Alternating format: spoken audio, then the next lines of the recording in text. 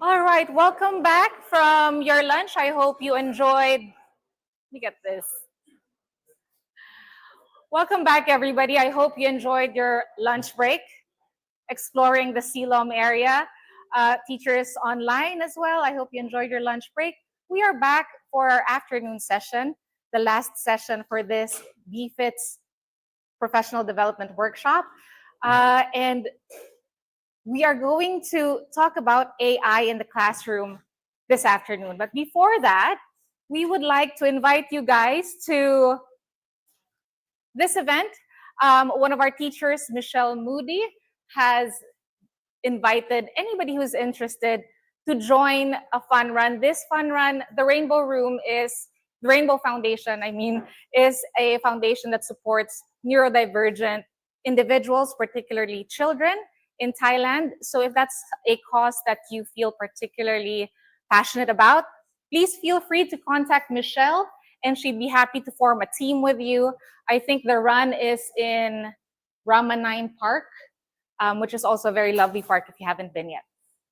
All right, so take the information if you need. Michelle's email is here and you can contact her directly if you would like to join. All right.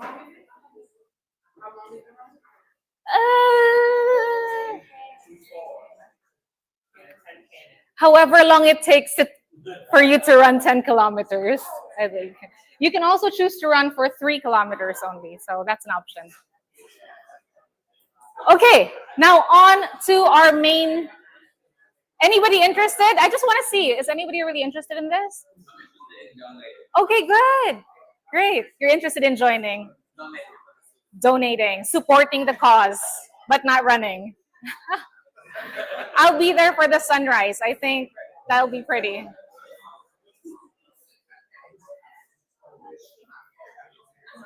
All right. I love that you have energy in the afternoon. That's quite unusual for us to be very energetic after lunch, but I love to see it.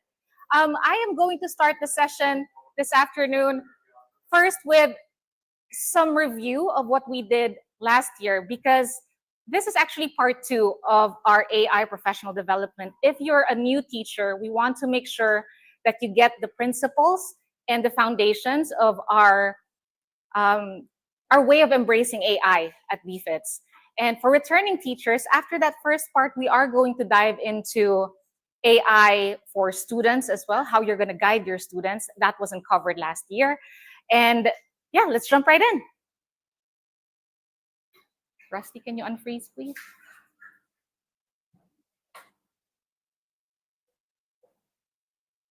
Okay, I know this is a topic that's always in the news, always in our feeds, right? But today we're going to make it real for us. We're going to look at some documents, some policies that you will be using in the classroom, as well as actual practical guidance and practice for the use of these AI tools.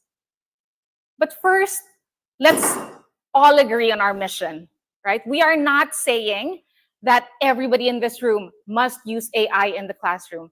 That's not the point here. We want to make sure that all our teachers are able to access and utilize AI in a human-centered way. We also want to make sure that all BFITS teachers are AI empowered and that all students are AI empowered. Because as we know, there's no stopping it now. More money, more funding is going into AI technology. And we know that the future is geared towards a future with AI in it. One key thing that we have noticed, especially for teachers who already used AI last year, is that there is a great reduction in admin and paperwork. Am I right? Right, okay. So we do want to see a 30% reduction in your cognitive load, meaning typing out all the details of your lesson plan and thinking about every activity, every assessment, typing out the rubrics, that can all be AI assisted. And we'll show you in a bit how you can do that. We also want to use AI to improve our teaching and learning at BFITS, and we want to prepare our students for the future. Unlike many organizations in the world, governments, schools, BFITS, I think, is ahead of the curve in terms of advancing AI and the way we use it for our students and ourselves. We do not approach AI with a blanket ban. We do not approach AI with you do what you want to do. We have a very clear message here, and we want to make sure that all members of our organization know that our attitude towards AI is open. Our attitude towards AI is transparent, and we want to learn. We want to make sure that we use it in a productive, responsible, and ethical way. So just a quick question here. What percentage, I know what we have some Pratom teachers, can you please raise your hands if you're teaching primary students? Okay. This session might not be geared towards you because most of the students using AI right now are high school students and university students, right? Pratom students are still in our classrooms, deviceless. They're still here at SJC, not allowed to bring in their phones when they're in primary school. So for all teachers teaching high school, and Pratom, you can participate too, what's the percentage of students do you think that use AI for schoolwork in any shape or form? 99.9%. All right, Richard. 100%. Whew. Any other answers? Josh? About 70%? Any other guesses? 80%? All right, we're saying the vast majority, right? We don't actually have a clear number. The most recent global study that was done was for university students, and it said 87%. Based on our experience here at BFITS, our experience at SPIM particularly, about 90% of our students, approximately, already use AI in some shape or form.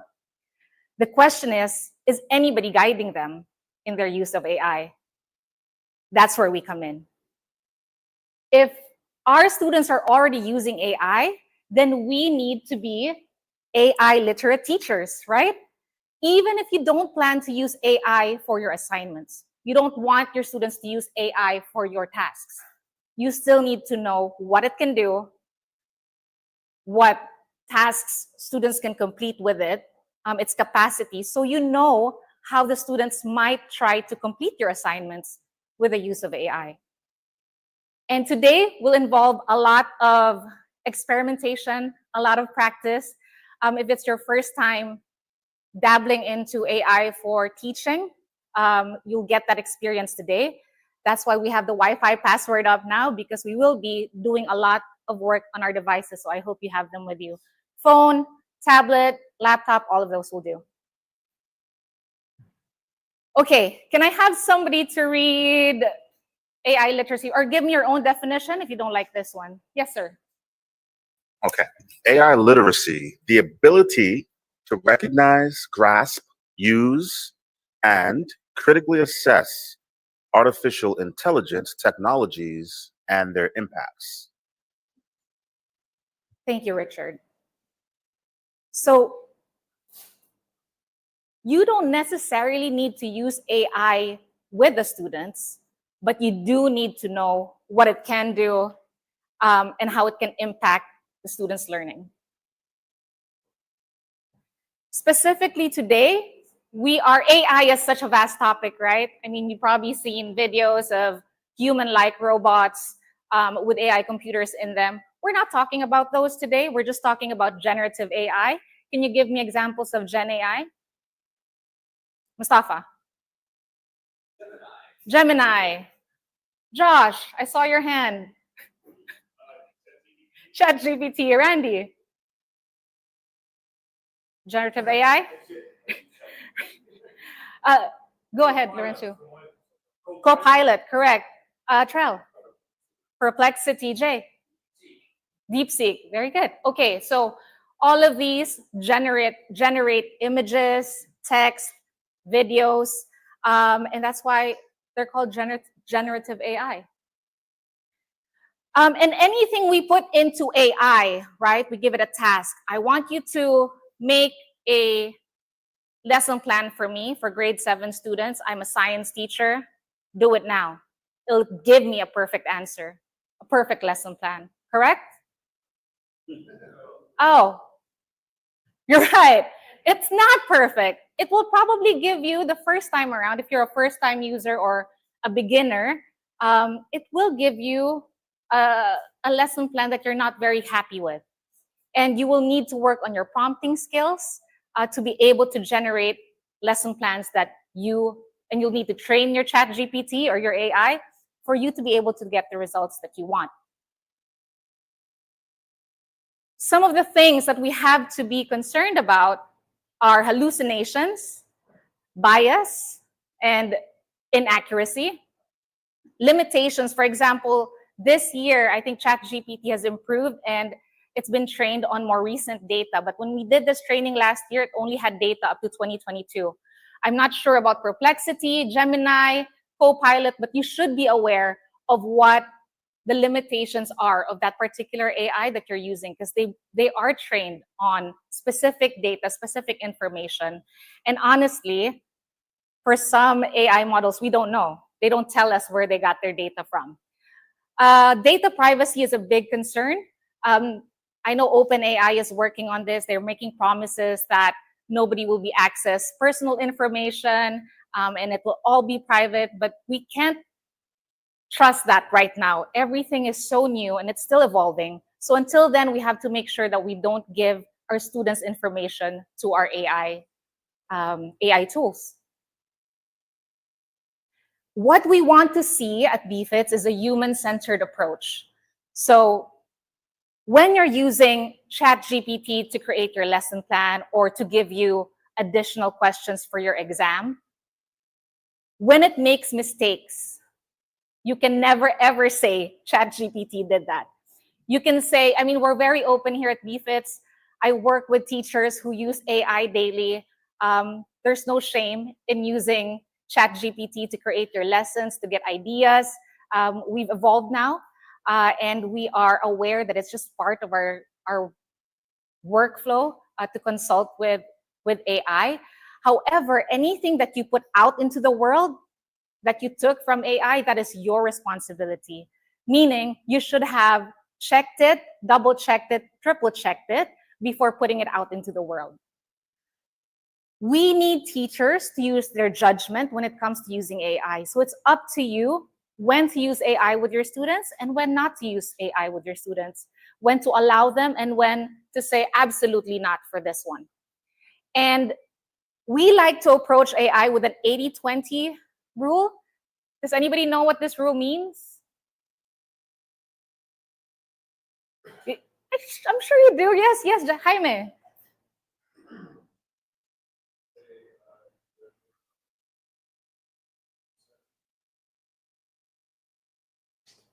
Sorry. Can you please speak a little louder for us in the front? Your judgment. So 80% and then the 20%, 80% being, I believe, the content, and your 20%. Is that correct? Just double checking the AI, making sure it's correct. My work. When I'm drafting an email to you guys, right? I draft my first draft. I put it into ChatGPT, and I tell it, add some emojis in there, make it sound more friendly and warm. Check my grammar, check my spelling, because I want my emails to come across as warm, right? So again, no shame in using AI to make your work better. It's still your work. I double checked it before I sent it out. I made sure it sounded like me, and if it doesn't sound like me, I'll tell AI, this sounds too much like Mark. Maybe change it to sound more like me. So 80-20 means that final 20% that you give AI before you put it out into the world, before you send that email out, before you teach that lesson. You are in charge of the final 20% effort to make sure that everything is accurate, everything's correct, your references are, ticked off, and you know that you're sending out correct information. So it has it's increased my productivity. It's cut my admin work by, I would say, 40%. I can't really tell, but paperwork, sending curriculums to the school, all those lesson plans that we send to the schools on your behalf.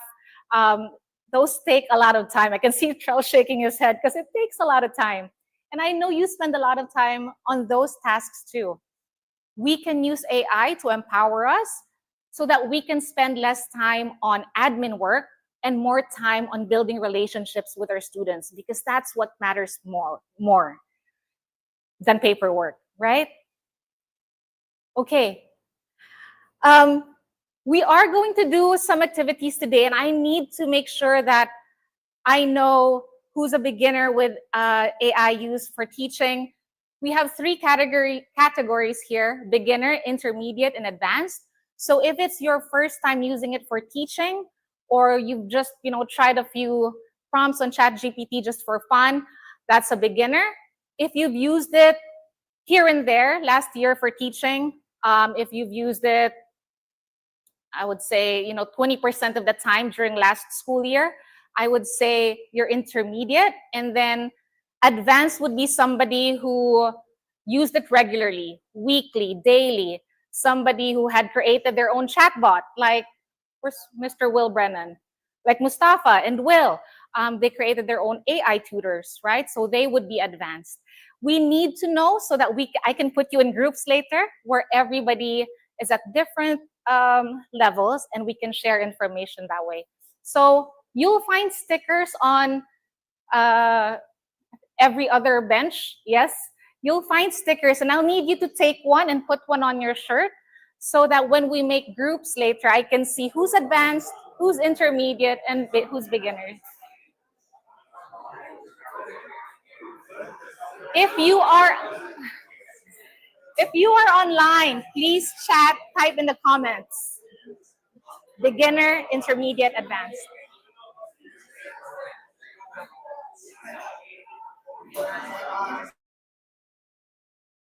And you please type in the comments as well.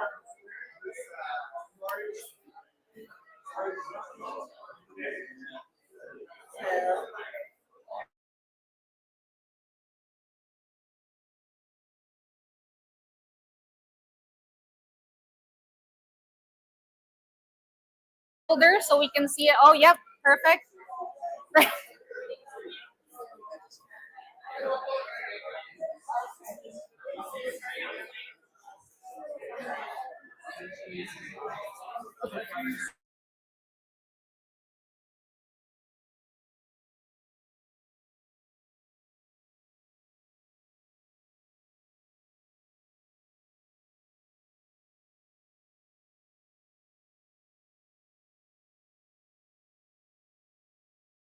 Everybody's got one.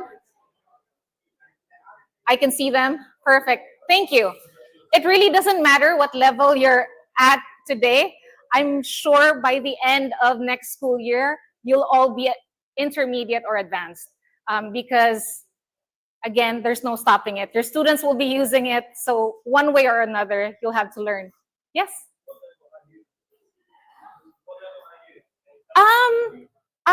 My most recent project is I'm trying to create a BFITS chatbot to help our HR admin. So when you send questions like, when do we get our pay, or how many leaves do I have? So I have one. I've been able to code it using ChatGPT. You can tell ChatGPT, generate the code for me, and then you just copy that code and put it in Streamlit. However, my chatbot is pretty stupid. So because I still need to train it, right? I need to give it questions, give it feedback. And that's why it's important that we learn how to do this, because it needs human feedback. If you don't tell your AI that it's doing something wrong, or it's giving you answers you don't like, or a voice that you don't like, then it won't improve. So that's why, and yeah, so I'd consider myself advanced. Yes?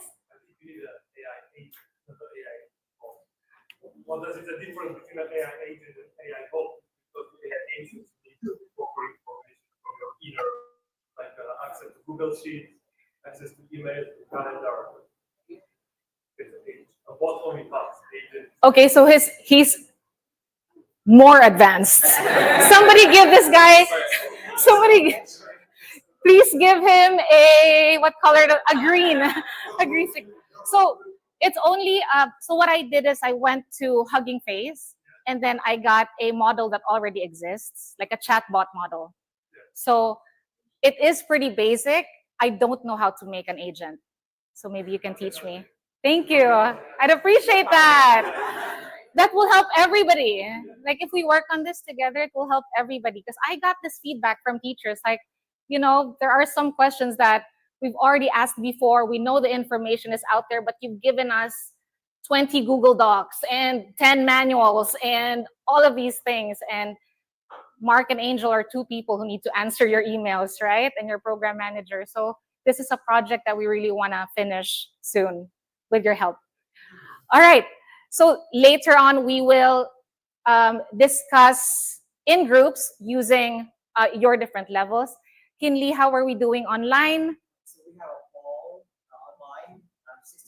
61% said intermediate, 31% said beginner, and 6% said advanced. All right, that sounds about right. Probably kind of the same in this room. I see a lot of yellows, and you know, we all got to start somewhere. If you're an orange right now, there's absolutely no problem with that. We'll make sure that you gain some AI skills today. All right, so going back to Padlet, you guys have done a lot of Padlets, but this is different. This is actually a Padlet that we did last year, and it already has a lot of comments from teachers in last year's PD. What I'd like the beginners to do is just post a new one and tell us what you want your AI to do for you. How can it help you? How can it make your life easier? If you are an intermediate or an advanced user, please add a comment instead of adding a new Padlet, a new sticky note. Please add a comment, an example prompt, a link to an AI tool, meaning enrich the conversation that's already happening there. And yeah, we'll have about 3 to 5 minutes to do this.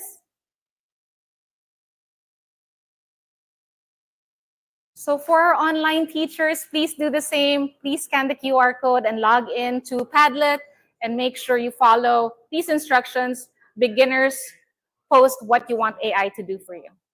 Yes.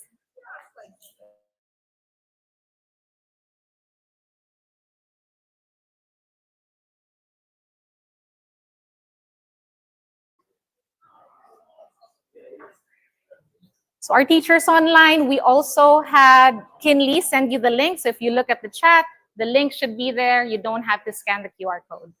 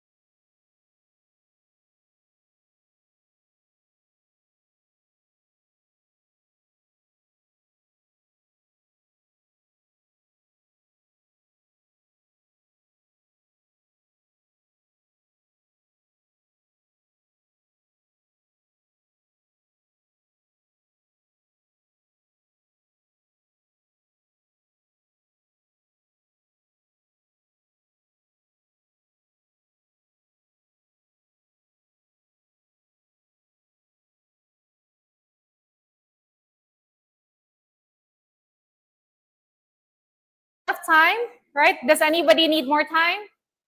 No? Okay, perfect. Can I get a beginner to share a response with us? What would you like AI to do for you? Cassie? Yeah, I never really used AI much in university or anything. So I don't really know what I'm doing. I'd like it to recommend like fun and creative activities for class because writing can get a bit repetitive if you don't mix it up a bit. So Well, congratulations on graduating on your own merit without any help from computers. What you want AI to do is very realistic, so we can make that happen in the next few months. Does anybody have an unrealistic one? Looking at you. Yes. Let's see what everybody else thinks. What I want AI to do for me is so I go into the classroom, I teach, and then I leave, right? And then AI fully automates the in-class assessment process. So it makes the assessment, gives the assessment, marks it, and just gives me the score. Seems like you don't like the assessment part of your job. You want to outsource it. I get it. I think it does. You just want to see the result, right?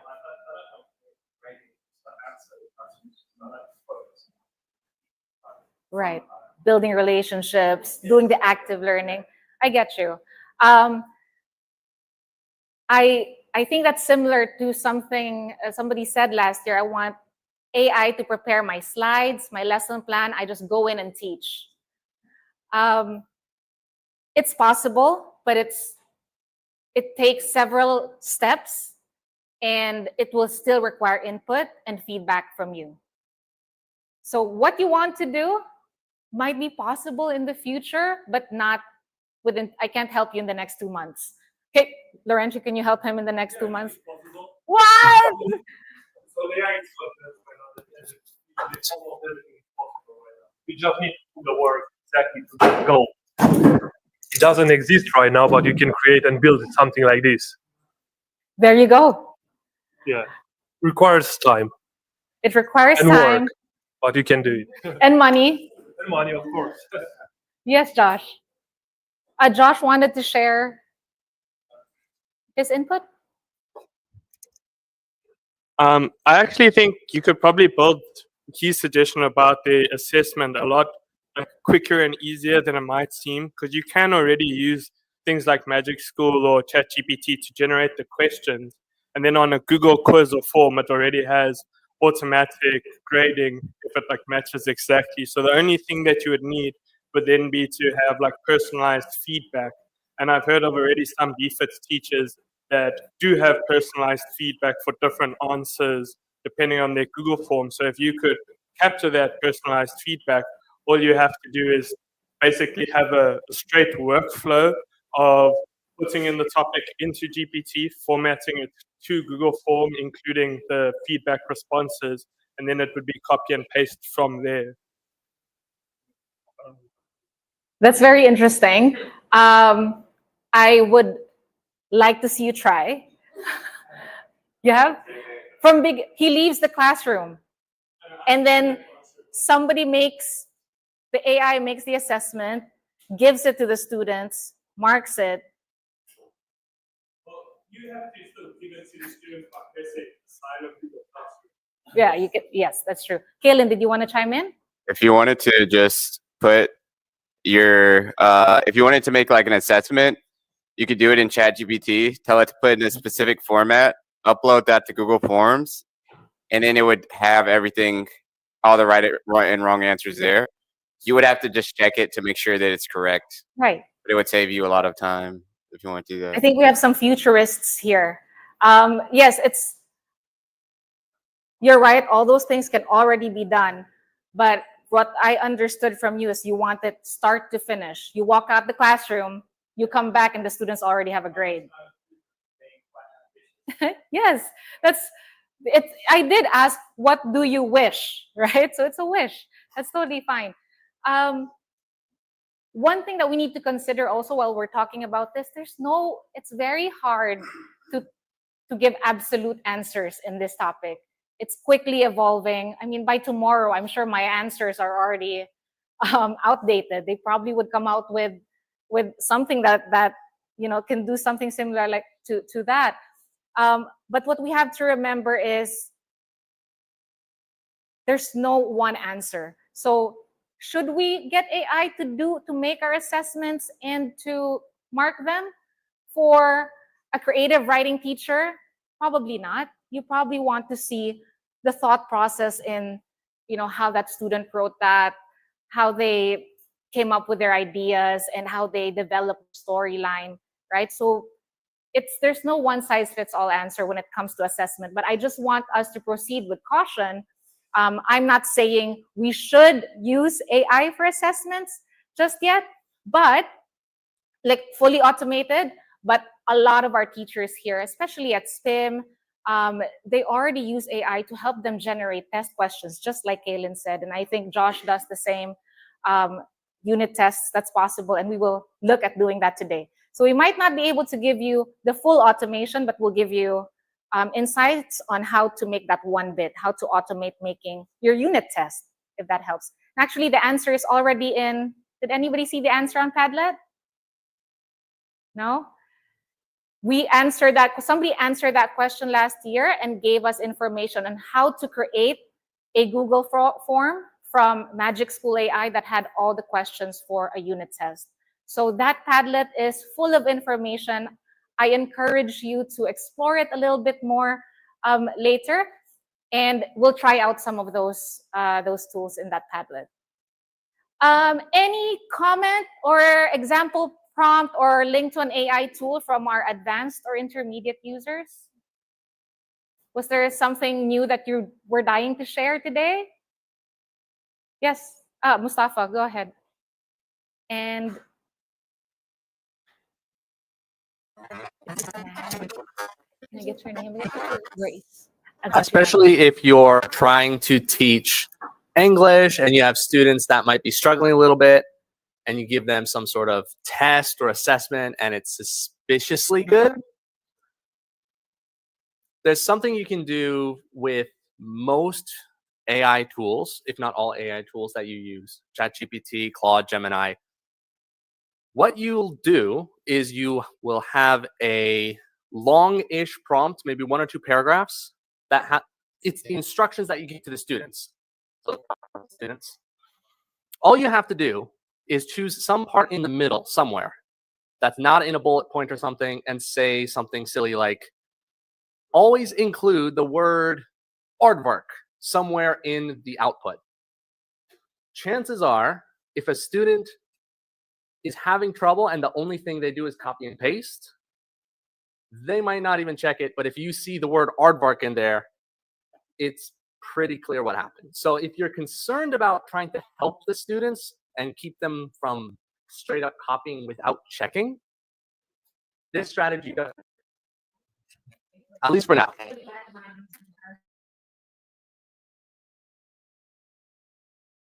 Thoughts with us? Thank you, Mustafa. Thank you. Yes, I appreciate that. Grace is over here. Oh, you can go ahead. Oh.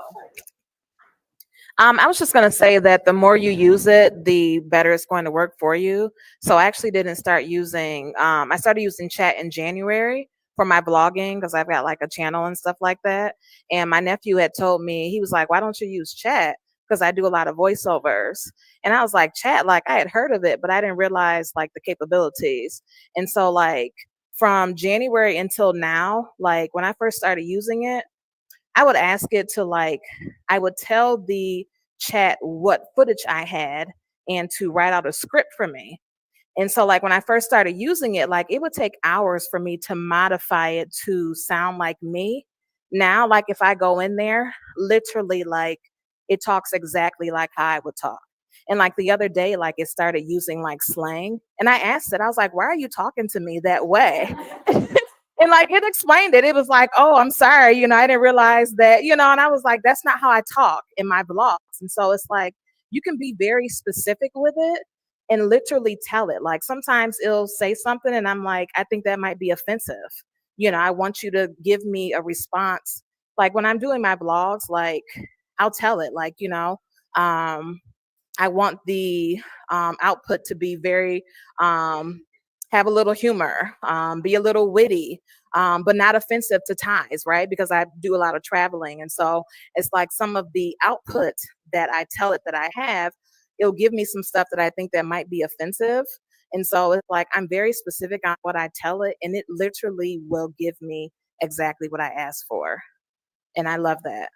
I thank you, Shanette. I think the key takeaway there is the more you use it, the better it gets. So if you're not using it yet, you have to start today, because you have to catch up. You have to catch up to your students, and you have to catch up to other teachers as well, and with the rest of the world.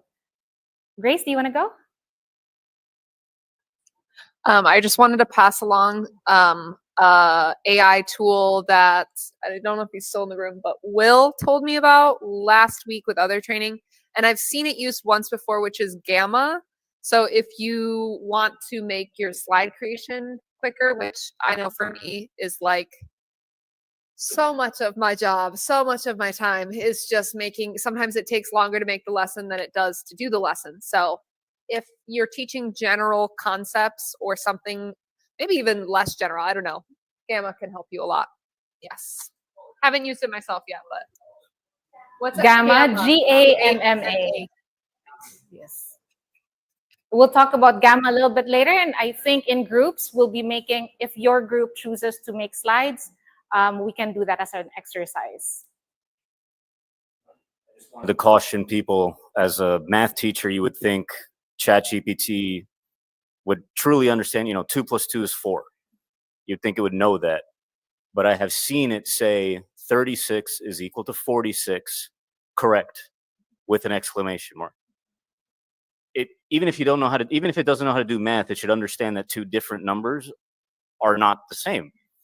But it doesn't. So I'll caution, even something as straightforward as math, where you would think there's one final answer, one simple answer, it's still not. You still have to check it. That's all. Tried that. When were we last in school? I guess like a month, 3 months ago. 3 months ago. Or absolutely, ChatGPT is so bad at math, but there are other AI tools out there that are better for math. Sam, do you want to share a few AI tools that are better for math if you're just using it for yourself, like for practice? So basically, going back to ChatGPT, we have different models now. You got 003, which is more for advanced reasoning. You got 04 as well. So there are different models within the ChatGPT library. So you can recheck that. Yeah, that's why this is important to talk about in your schools, at team meetings, at your weekly team meetings, your department meetings. It's a conversation that needs to be ongoing, because we only have this PD at the start of the year. Throughout the next few weeks, it will evolve. And that conversation needs to happen at your school. What AI did the kids use? What AI did your math teacher use that worked really well? We have our head teacher, Lisa, wanting to give her input. Point up front. We're not trying to use AI to do all work. We're asking it to do a bit of the heavy lifting. And as some of my teachers have told me, it's wrong more often than it's not. It's our jobs as educators to ensure the content that the AI has generated is correct and accurate. So yeah, it may get it wrong.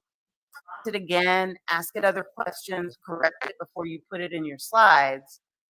Don't just think that GPT is going to do everything for you.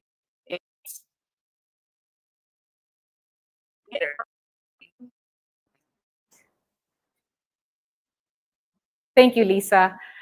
So yes, again, conversations need to be had at school. You need to make sure that this is a topic that you and your head teacher or your department head have on your agenda. And we also have some online contributions. Go ahead, Kinley.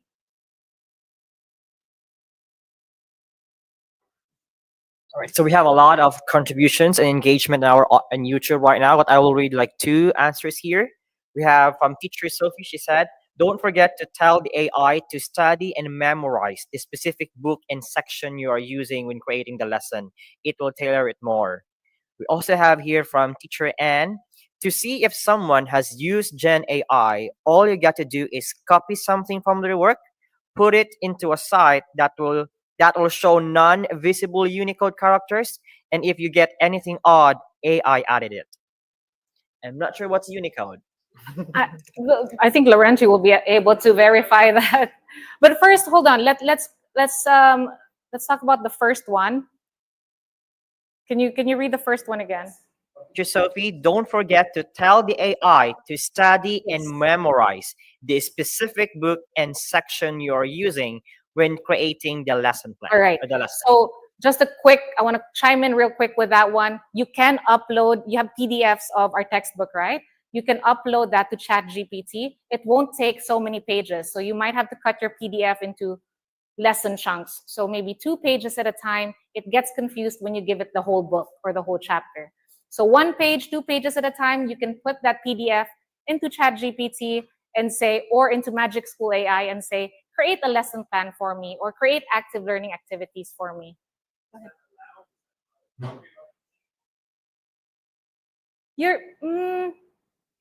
I don't think we're selling it. So our copyright says that we can use it for education purposes. We can distribute copies to our students, but we can't sell it. So I don't think we're selling it to ChatGPT. So I think we're good. The second one, I would like Laurenti to chime in. All right, so the answer is, to see if someone has used Gen AI, all you got to do is copy something from their work, put it into a site that will show non-visible Unicode characters. And if you get anything odd, AI added it. Is that right? What is Unicode? What is Unicode characters? Unicode. Yeah. I would caution everybody though from using those what's the tool, Trell, that checks plagiarism. AI detection. There's a very Turnitin. We have tested it, and a lot of the advice, even OpenAI retracted, like took their AI detector off the market because it's very hard for them to detect AI. And some people get penalized for it, even if they were honest about their work. I am going to move us along because I want us to finish early, just like yesterday. So here are some common AI tools that we use. Last year, at the end of our PD, our teachers went away and completed their level 1 certification on Magic School AI. This is a site that can give you rubrics, lesson plans, assessments, differentiation tools. If you don't have your certification, who's certified for Magic School AI level 1? Perfect. I see a lot of hands. Great. If you're not certified yet, take the course. It's free. Teachers who are already certified at level 1, you can take level 2, or you can take Google for AI from Google. There's also courses on LinkedIn. There's so much out there that's free. And we only have 2 hours this afternoon, so I want to focus on practice. BFITS, I got this from another teacher here. Actually, head teacher Lisa shared this with me, and it's changed my life. It's a great differentiation tool. So if you have Reading Explorer books, you can actually take that text and ask BFITS to make it easier for your lower level students, to make it at a grade 4 level instead of a grade 7 level, to rewrite that story so that they can understand. Claude, I particularly enjoy because it has a preview screen. So this is something where you can say, create a website for me with math games. And there's a preview. You guys should try this. It's amazing. Gamma, I also use this for slides. And we all know ChatGPT. Canva, we're working on getting all of you free access to Canva. It's in the process. James will update us. if we're successful, but our application has been submitted to Canva so that our teachers can get free access to the pro account. All the rest will have paid options, but there are free features that you can start using now. All right, we are going to go on a break soon, so let's do some practice. Here are some practical uses for Gen AI tools. Please take a picture because the next slide, I will ask you to practice one of these practical uses.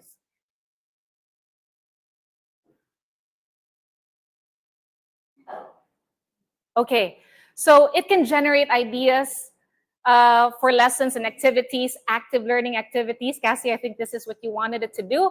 Can generate assessments and rubrics, create lesson materials such as slides, images, and worksheets, differentiate for students, and you can ask it for feedback, right? Like, how does my lesson plan look? Did I cover all the necessary points? You can ask your AI to give you feedback as well. Now let's practice doing those things. Take your first lesson.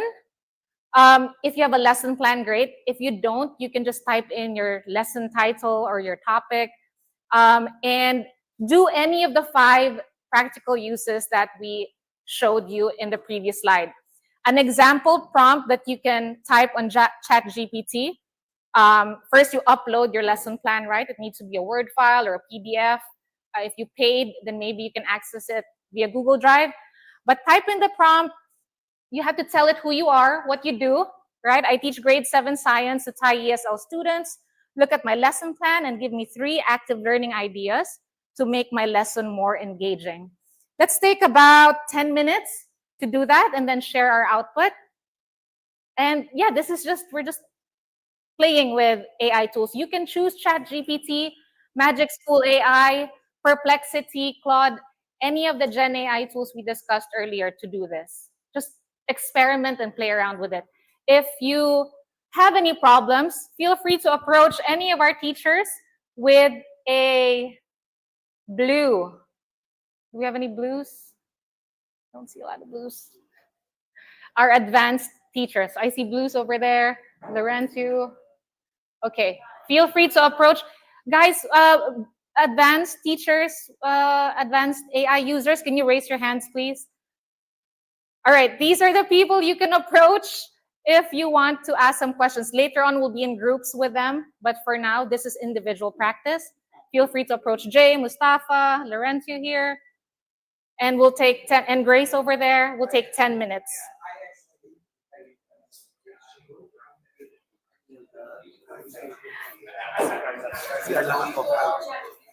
For our online users, you are welcome to join us in this task. Please feel free to explore these. Feel free to explore these practical uses for AI. Thank you, and share your output later.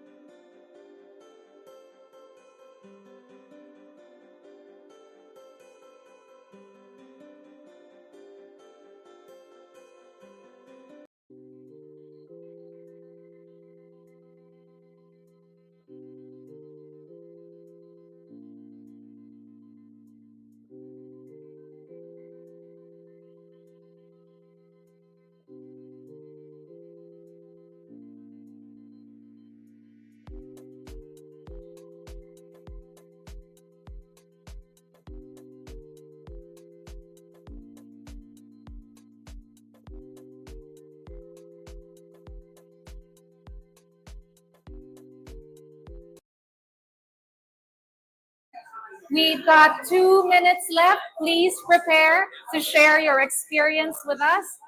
2 minutes. Please prepare to share your experience with the group.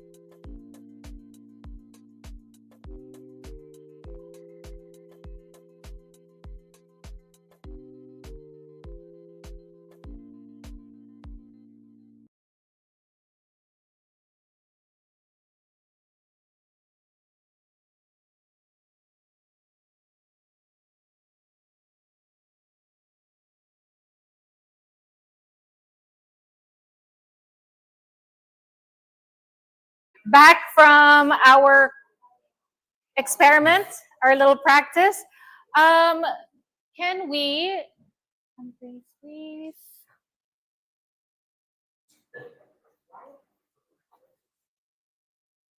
All right. Can I please get somebody who tried to differentiate for students? Did anybody try that one? No? All right. Did anybody try to create slides, worksheets? Heather. Incoming microphone. So Heather teaches mostly P3, that's grade 3 English, ICP at this school.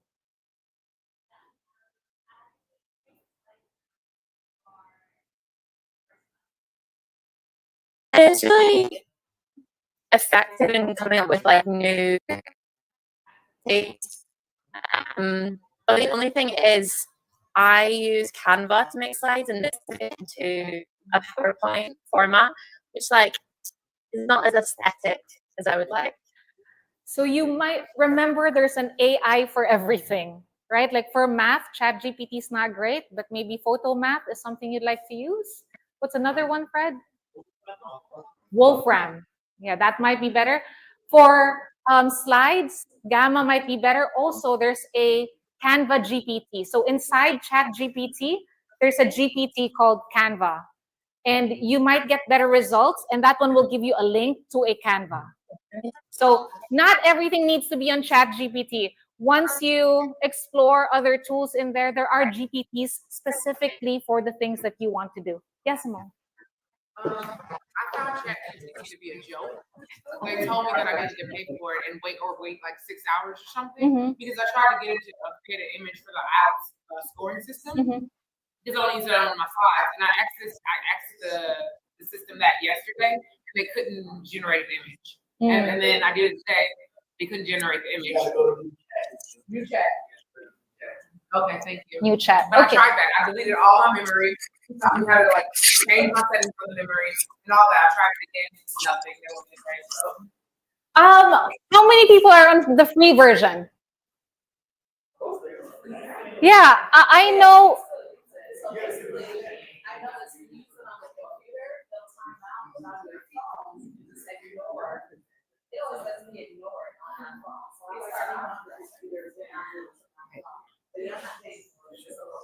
Yeah.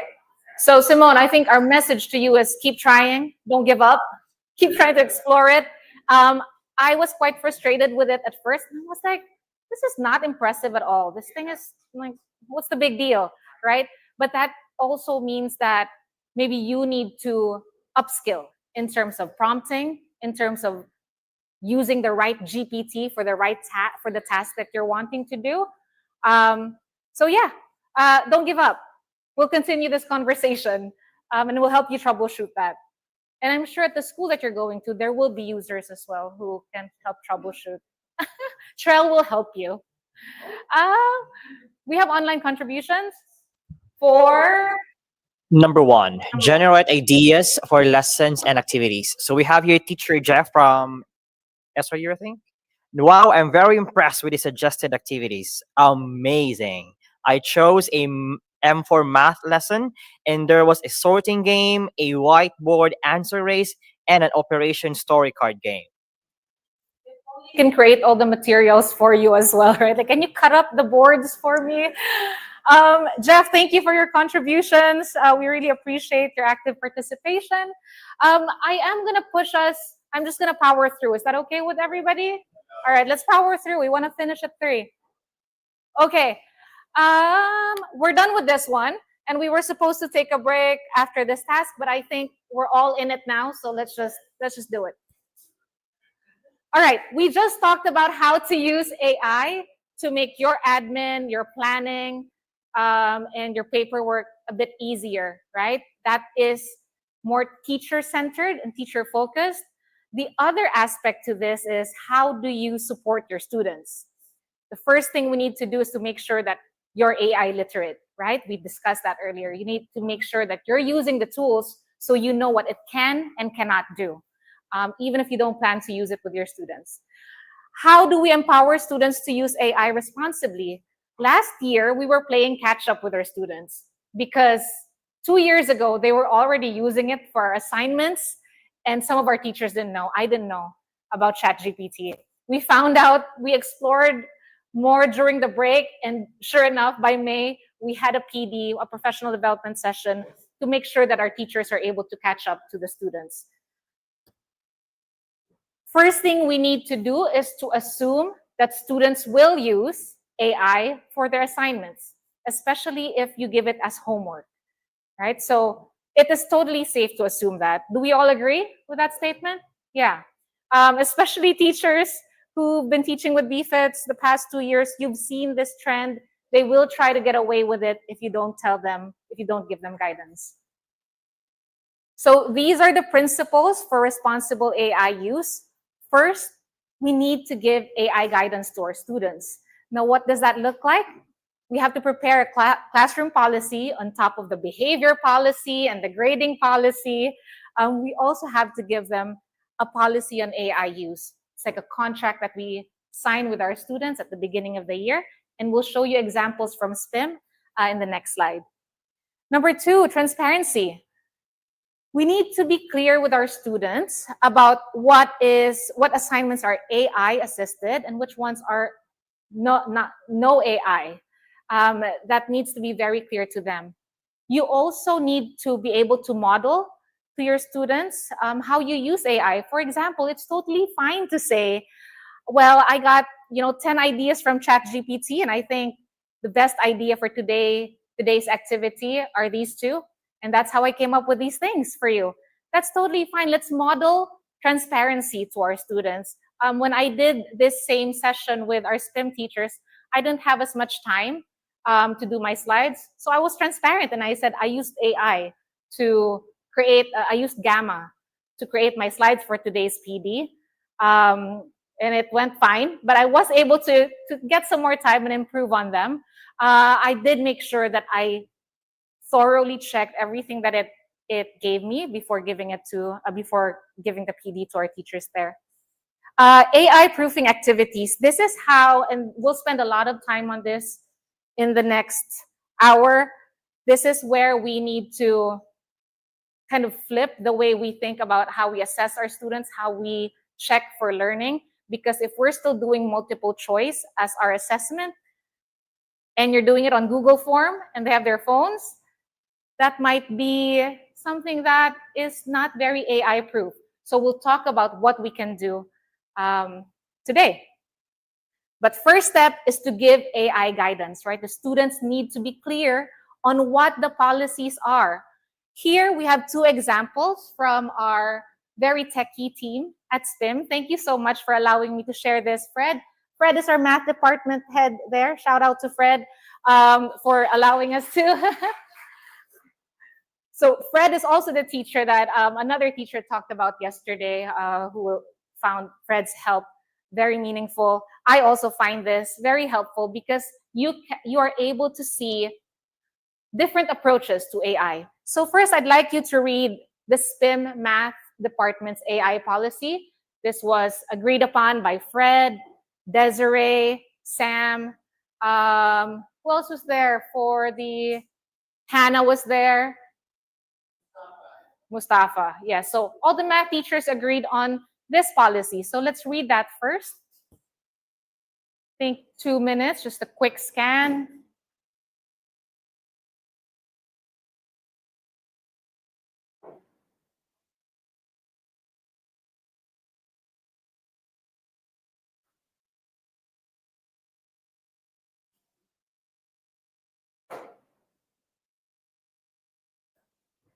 And the document you should be looking at should look something like this, right? On the left.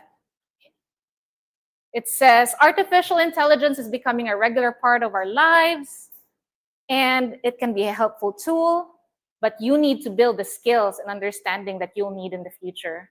Therefore, no AI is permitted in my class, unless I say so. That is the stance of our STEM math teachers. Did I give you enough time to read that? Okay. Now scan the next one.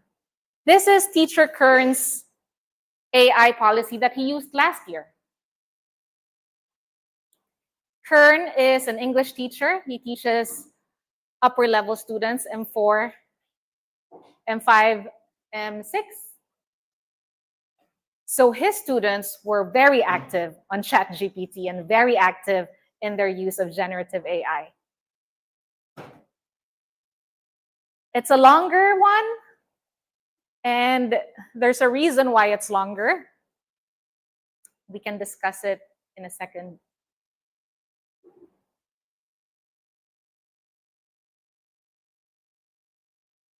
Everybody got the scan, right? Okay.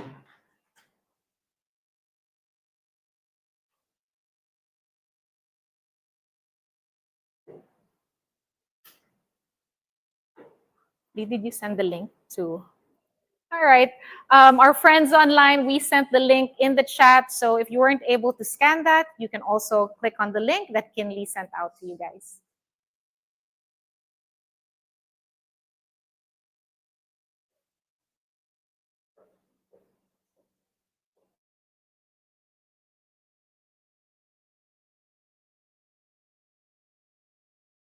Some teachers reading. I hope they're not on TikTok. Do we need more time to read this? All right, I think we can move on. So who can tell me the difference? I asked you to compare and contrast these two AI policies from the same school. What was the key difference there?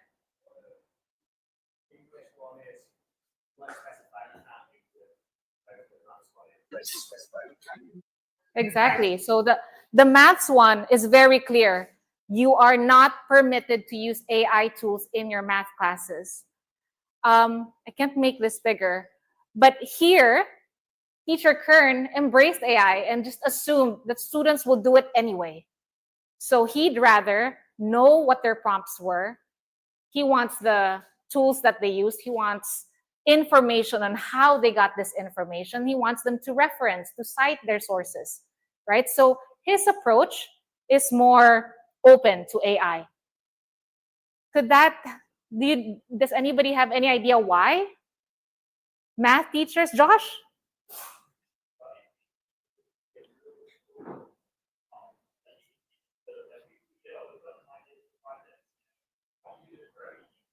Things, and I find with the if you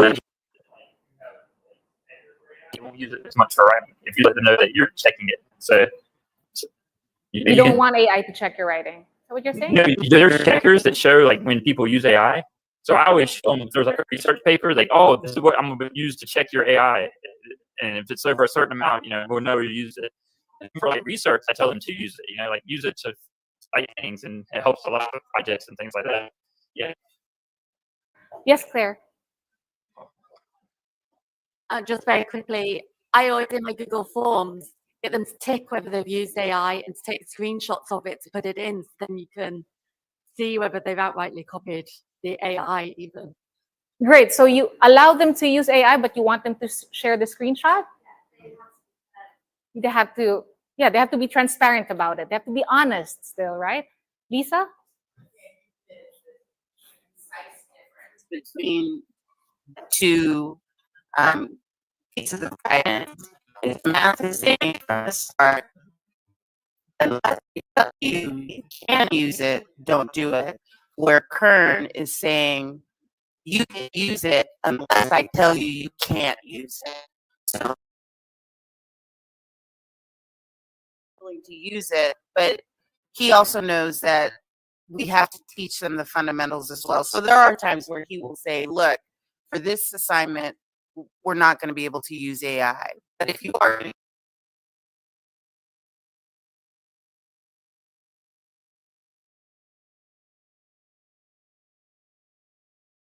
grade the complete output, after they submit the essay or the project, the students have to come up and present it and answer questions from him and the other students.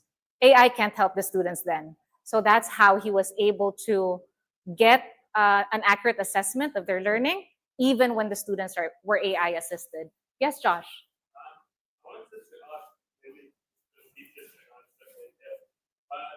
How did they enforce these AI contracts? Because they can have their own consequences, but obviously they operate in the framework of the school. So at my school, I wanted to get a 0 for using AI. But we thought absolutely not. I'm not failing students. Well, I just assumed so. And so I was asked to make these AI contracts or these AI frameworks for like students. How are you able to enforce them effectively?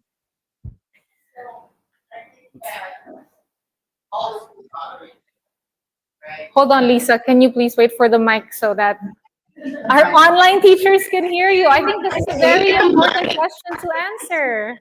So our schools operate differently, and I can't say what's going to happen at your school. I think one that I realized in copying. Am I deaf?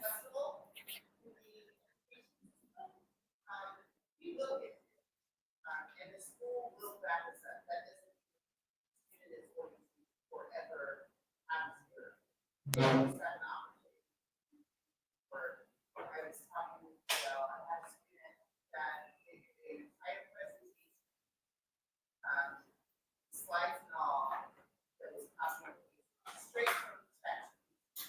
And as they were presenting it, they were reading directly from the slide. Here, you should talk about why this is This is for their speaking. And what I did is said, yeah, this is chat. And after the closing, I can't, that are, yes. We all have to do this experience. Right. After grades and that's all your school guidance. I would like Trell. Trell is BR's program manager. So Trell, please help us answer this question. I do want to say that enforcing and teaching the students to use AI responsibly, a conversation is probably more helpful than a punishment of a 0. So, I want you to learn. It's not that you can't use ChatGPT, but I need to make sure that it's not detrimental to your learning. And the way you're using it is detrimental to your learning. And Trell. Yes. I think Josh asked the question, but this is for everyone. I think that the reality that we live in is that in Thailand, students cannot fail, right? That's true, right? So I think that using AI is important to understand that while you want to enforce sort of responsibility for the student and also make sure that they're being ethical, I would err towards more so a competency-based rubric, right? Actually, the score doesn't matter. Can they actually do the work? Is your outcome something that is tangible? Do you have the deliverable, right? If the student can produce the work that you're wanting them to, actually, whether or not they used AI doesn't matter, right? So I think that, we need to be very clear and very intentional when we give students assignments or just any type of activity, right? We want to be sure that we're not only having them do an assignment, but we're assisting them in their learning process, right?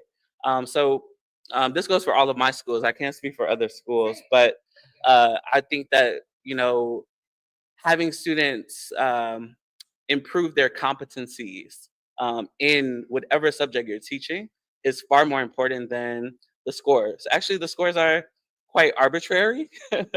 When we submit the scores, they change anyway to the school. So we definitely agree on competency-based education. So, yeah. Thank you, Lisa. Thank you guys for your input. I'm going to move us along. So you have, all right, you have access to these examples. You can use ChatGPT to create your own. We don't have time to do it right now, but promise me you'll do it before school starts, okay? Okay, number 2 for responsible use. This is something that we had already done in SPIM because we had a similar PD, I think 2 weeks ago. 2 weeks ago. You have to identify in advance whether your assignment, your task, your activity is going to be AI assisted, some AI, all AI, no AI. There's a scale, right? But to make this simple, let's just say AI assisted and no AI. Ahead of time, you can look at your curriculum. This is an example from Nevin at SPIM. He's already decided what he's going to grade his students on. He's going to give them 5 points for the science notebook, 5 points for the topic test, 5 points for the lab for the first unit. And he's decided that and you might have changed your mind by now, but at that time, Nevin decided to have the students be AI assisted during the science notebook part of the assessment. So who uses the science notebook here? Do you think it's an AI-proof activity, task? No, it's very easy to upload that PDF to ChatGPT and get all the answers. It's easy to upload your slides that you post on Google Classroom and take the answers from there. And anyway, we figured, and we had a long debate about this. We with the other teachers there as well, we figure they are going to take answers from from the textbook or the PowerPoint anyway, and then put it in the notebook. So what's the difference if they get it from ChatGPT? As long as they're able to pass the assessment, right, which will be no AI, pass the topic test and pass the practical assessment, which is also no AI, then you're assured that they met the objectives, that they have the competencies to build an atomic model, right? So if they have that skill and that was your lesson's objective, then your student should pass. If they're able to build an atomic model, whether their learning was AI assisted or not, if they can do that with their hands during a practical assessment, then they have met your objective. Agree or disagree? Agree? Okay. So I advise you to look at your term planner or your first lesson and start thinking about this. Will my worksheet be AI assisted? Will my science notebook task be AI assisted? These are Nevin's decisions. You get to make your own decisions based on your good judgment, based on your students, their proficiency, their personalities, the way that they study.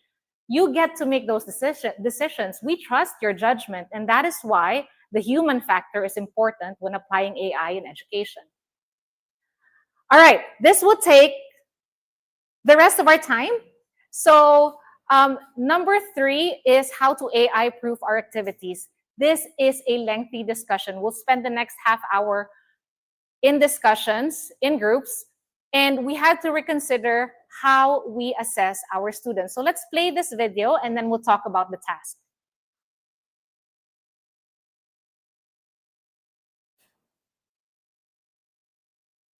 The most effective way to prevent the most effective way is to assume that students are using it and test for that knowledge in new and more challenging ways. So similar to how the calculator meant math got harder, we have to do that type of updating with artificial intelligence. If it's no longer sufficient for someone to write a basic essay because AI can do that, well, let's raise the bar. So maybe that looks like a teacher assigning a student to co-write an essay at home with artificial intelligence.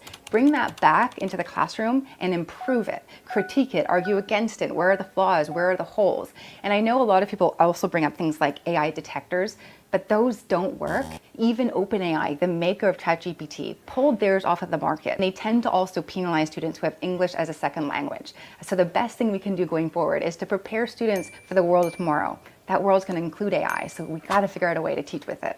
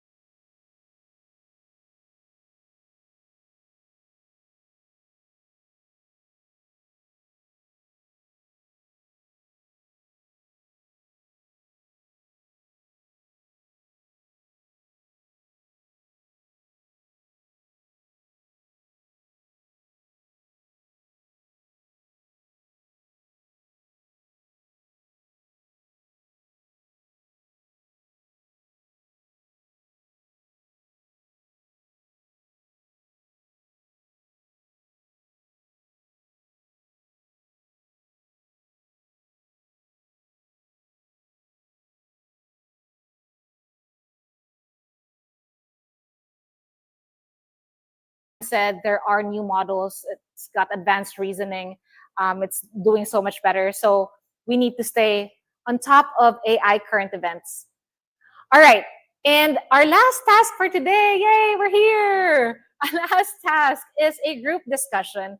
So we are going to discuss in groups how we can AI-proof the following tasks that we assign often in our classrooms, right? Writing an essay. ChatGPT can do that in 2 minutes. English, science, math worksheets. Google form quizzes. How do we check for learning? How do we make sure that students are using AI responsibly when we assign these tasks? So can I get the advanced users up here, please? Come on, I see the blues. Advanced, I see the blues. I need the blues.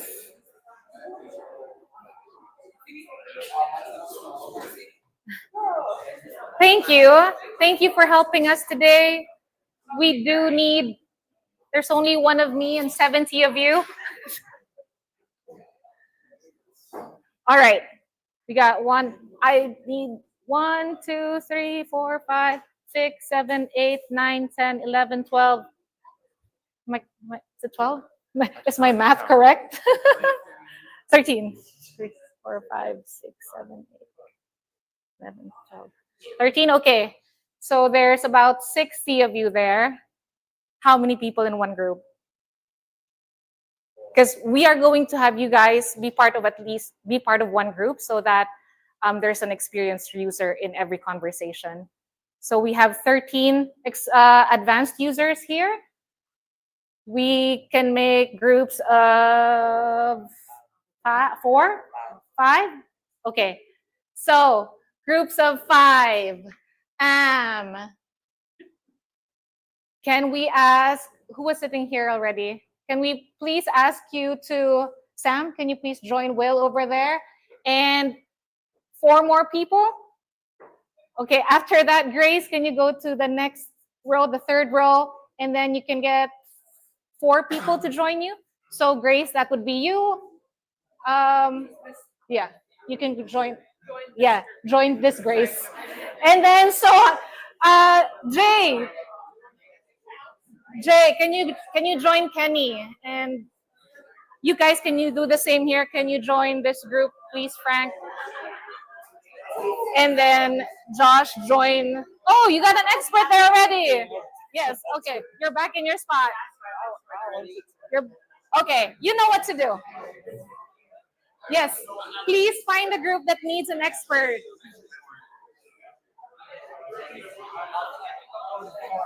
Okay.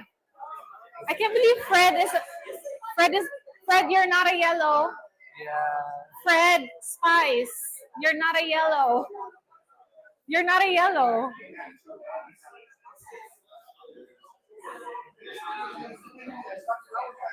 Not that easy. I need you to. I was gonna send Mustafa up there.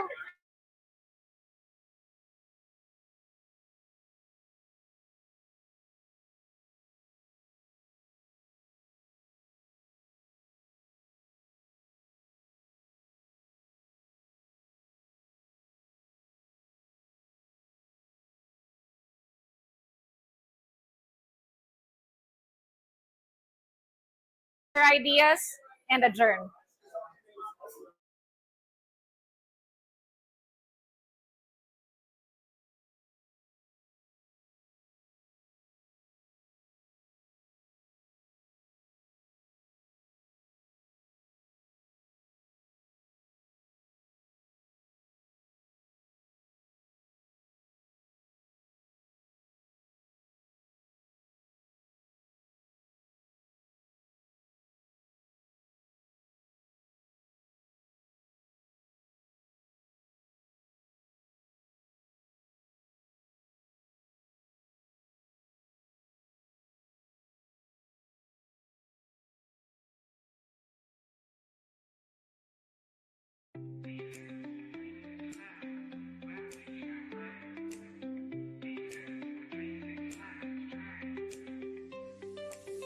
BFITS, where dreams take flight. Together we shine bright.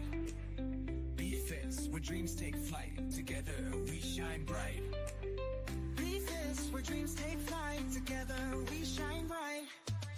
BFITS, we're here to grow. BFITS, let your dreams flow. BFITS, we're here to grow. BFITS, let your dreams flow. I packed my dreams, suitcase in hand, left behind the life I'd always planned. A world unknown, but I took the leap. BFITS lit the path, and now it's me. From interviews to a plane that soared, found myself on a foreign shore. Classroom smiles and a brighter view. My heart knew I was meant to. With every word we help them grow, teaching stories they've yet to know. Immersing in language day by day, getting fluency in every way. From atoms to stars, the wonders we see. BFITS brings the universe to me. Numbers and shapes, they learn with ease. Building Solving the future one problem at a time. Coding to screens, the skills we share. BFITS teaches them to dream and dare. Teaching wellness, body and mind. Healthy habits of every kind. Cultures and histories. Lessons we share. Connects us everywhere.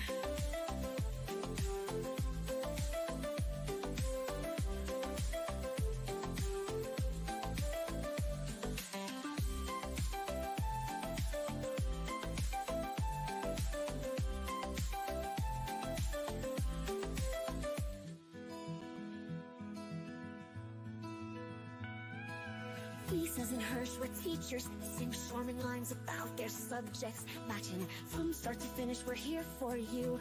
BFITS ensures your dreams come true. Supporting learners side by side. In every step we're their guide. Bridging gaps we synchronize, aligning efforts, making throw. From behind the scenes we make it run. Supporting the team, getting things done. With every task we do our best. BFITS makes it all progress. From every detail to every call, we're here to help, we cover it all. With teamwork strong, we stand by you. BFITS is a family through and through. We give support to guide the way, helping every teacher every day. Operation Smooth, we set the tone. BFITS makes you feel at home. Woo!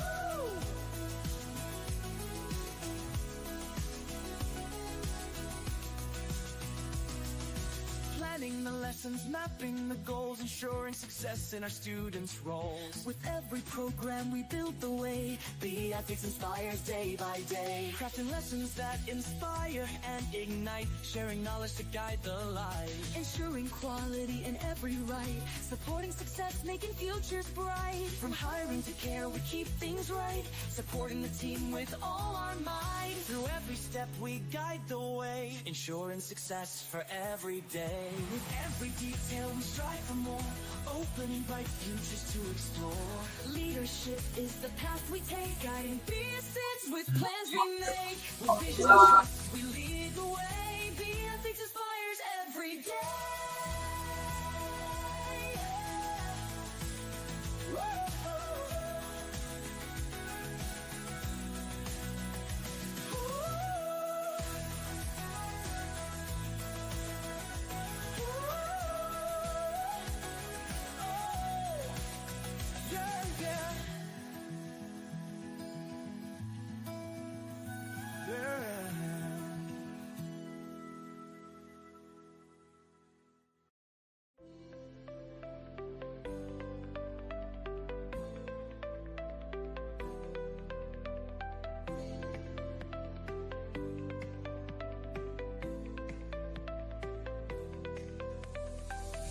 Every day is a chance to grow, sharing knowledge, letting kindness flow, teaching lessons but learning too.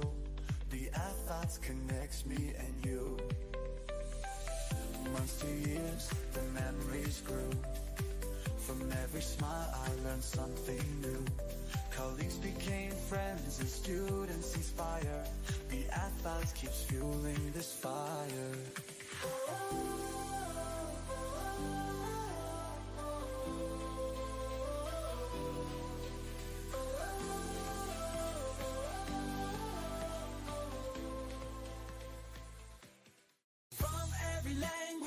One message rings true. Our teachers inspire, they help us break through.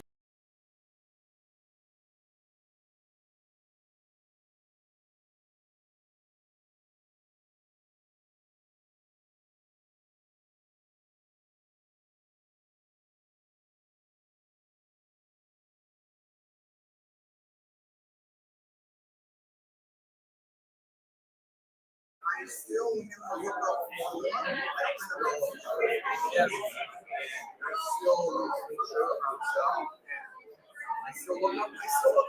answers all the time. So I wouldn't ask anything different than that. They're looking up answers. I feel like it's a lot more difficult for English teachers. It is. Sorry. I got to figure this is a lot more difficult for English teachers trying to grade like essays, whereas math, I mean, like I said, as long as I can show it on the test, They want to get the result to you as quickly as possible. And they don't know this stuff because they're just copy paste. So my goal is, okay, you as quickly in the process as much as possible. Do you grade? You can get the answer result wrong, but if you get the process right, you get more points than anything. That's what I was going to ask, if you give partial credit, because I do. If they just put a final answer, I mean, they either got it right or wrong, but most likely you're going to get more points if you show me how you got it. Can I get your guys' answer for Google Form? I don't. Well, Oh, let's discuss I don't think it. we use Google. Well, we don't really use. I don't know. I'm not really strict either with my Google Forms. I used to be, but I found that I will let them take the Google Form test because I have one at the end of every lesson. And I want them to get good scores. So I told them, I don't mind if you have the lesson open here and the test open here, you see the question, you know where to find the answer. Because that's part of being in school is knowing where to get the right answer from. If you're getting it right from the lesson, I'm hoping that repetition is going to help them when it comes time for them to do their final assessment. And I give them a list of things that they need to know for their final assessment. I quiz them on those things on those same form tests. And I hope that carries through. I think randomization is helpful.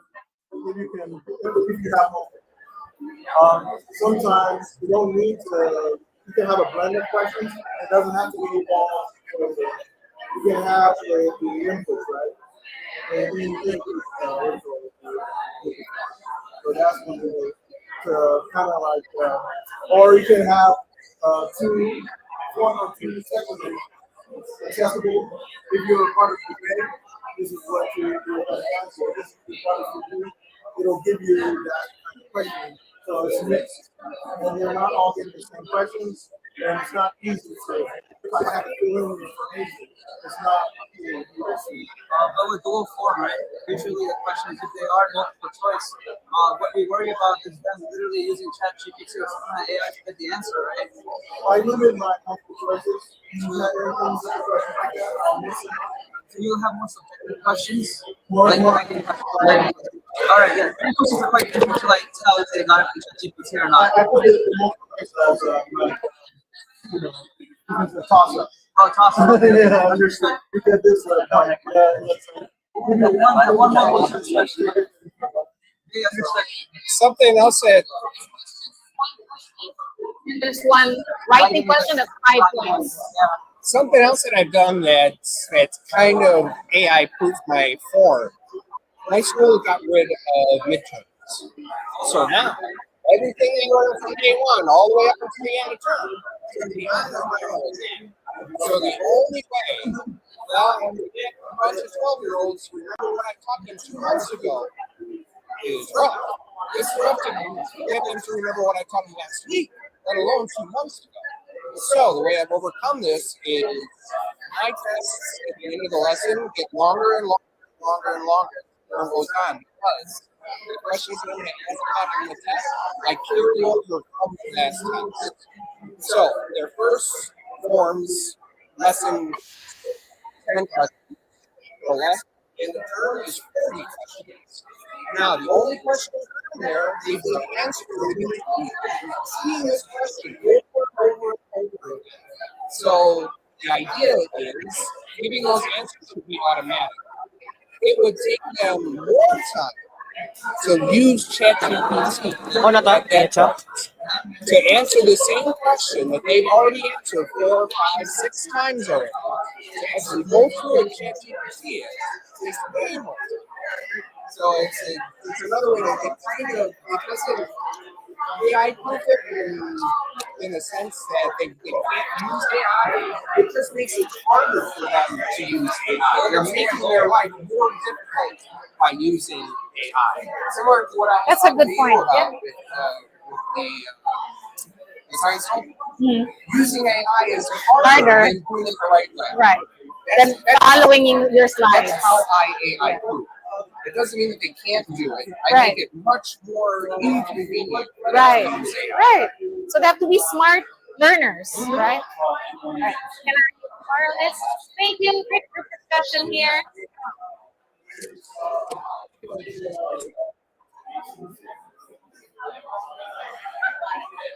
What are you showing them over here, Amina?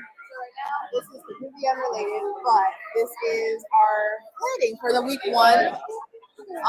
So I guess I kind of use AI. I wish I kept the site up, but I was using this template to kind of start off because sometimes creating templates can be a lot. With this, I had this open, but also talking about like sharing technologies. This is my coach. Well, he's not my coach. He works in my office. This is Ken. Hello, Ken. This is Ken. So we were working on that as we had already kind of like finished talking about AI. So these lovely fellows behind us, they teach much older students. They have the students, the Matheon students. We had friends home, and so a lot of don't have to AI because they don't have phones. Yeah. Right. That's good. That's good for you. You don't have to. Then I'll ask you guys, how do you AI proof Google Forms? Google Forms is a little difficult, but what I like to do for a lot of my work is to focus on like the critical thinking and like, why do you feel like this? Why do you want to do it that way? I do a lot of labs and a lot of like science projects and the things, and I really like looking at the kids and giving them a question they can't really like AI, like how do you make this bridge between like 2 tables, bigger or stronger? And I look at them and it's their thinking, they're on the spot. They don't have time to run over to the iPads and no, give me your ideas now. I don't really care if they're right now, but we can discuss them. So that's what I look, critical thinking. Because you like to teach students how to think. Jamie, I have one for you. How do you AI proof the science notebooks? So the science notebook is obviously pretty difficult. They're fairly straightforward worksheets. You can easily get the information either from the AI or, you said earlier, just from the textbook. So there's not much you can do there. If you really want to know how much they know unassisted, for these, you're really happy just print off a copy, give it to them on paper, and have them mark pencil and paper the old-fashioned.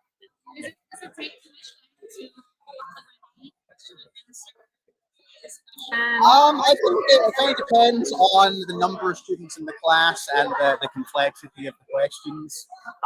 If you're going around the class and you see them working, you can pick out one student at a time and ask, okay, explain your answer to me here without looking at your textbook or your AI. But if you want to do, a whole class of 30, it's a little more difficult to get them all in that kind of depth. So if you really want to know how the whole class is doing without assistance, I think you really want to go pencil and paper if possible. Great discussion happening here. I think it's a bit of a mismatch because you're a plateau, but I think it's useful information. If you look into my school, we're all Google classrooms. Thank you, guys. Here I come. How are the snacks over here? What are we eating? Ooh. Also, how are we AI proofing our worksheets? Yeah, go for it, George. For math worksheets, you can break it down step by step. So they can't just type it in and just get an answer. They have to show every step of their working. All right. English essay writing. Do you have any ideas? We talked about, instead of focusing on the essay, focus on the prompt that makes the essay. So we told them to It speaks English too. yeah, so write the most detailed prompt to make the best story or make the best essay. Yeah. Excellent. Yeah, so using the prompt as the assessment. And for Google Forms, it's like timing assignment. So you give them 7 minutes, they don't have time to look up stuff. So it's like, yeah. Heather over here is like, I don't have to worry about this. Thanks, guys. Do you have anything you want to add for AI proofing these tasks? All right. Later. AI proofing math worksheets. Do you have anything to add?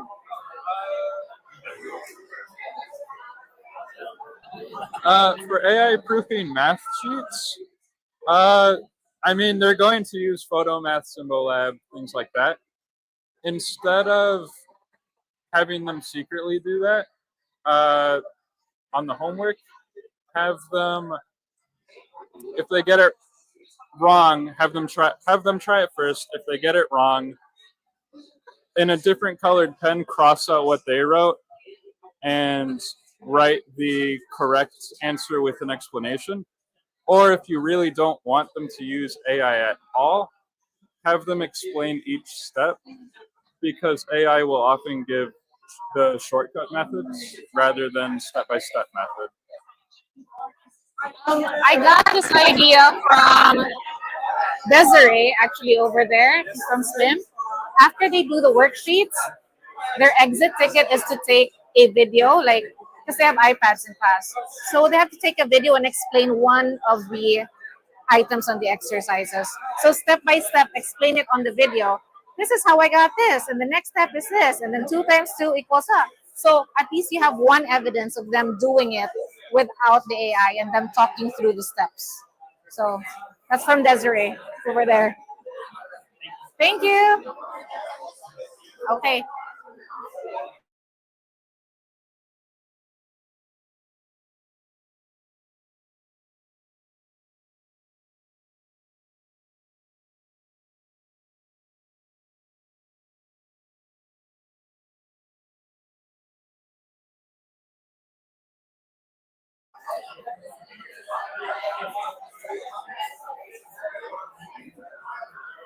Okay, everybody, it's been 20 minutes. Do we need more time?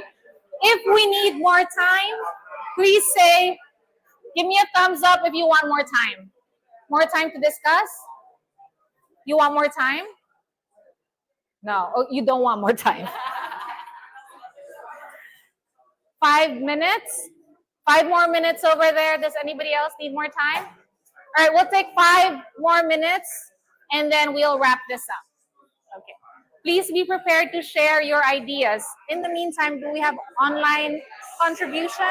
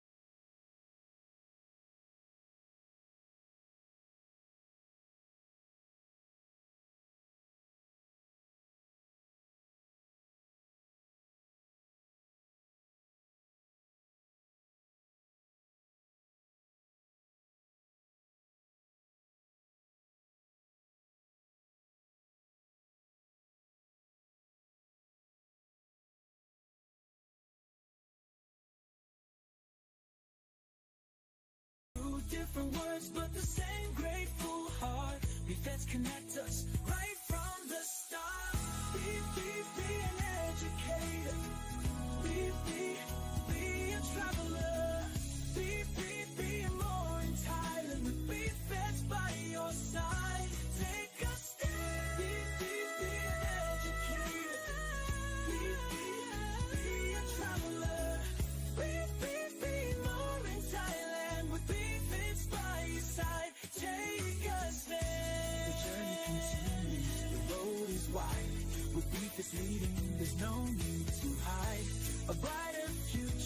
it's clear to see with BFITS, the best is yet to be.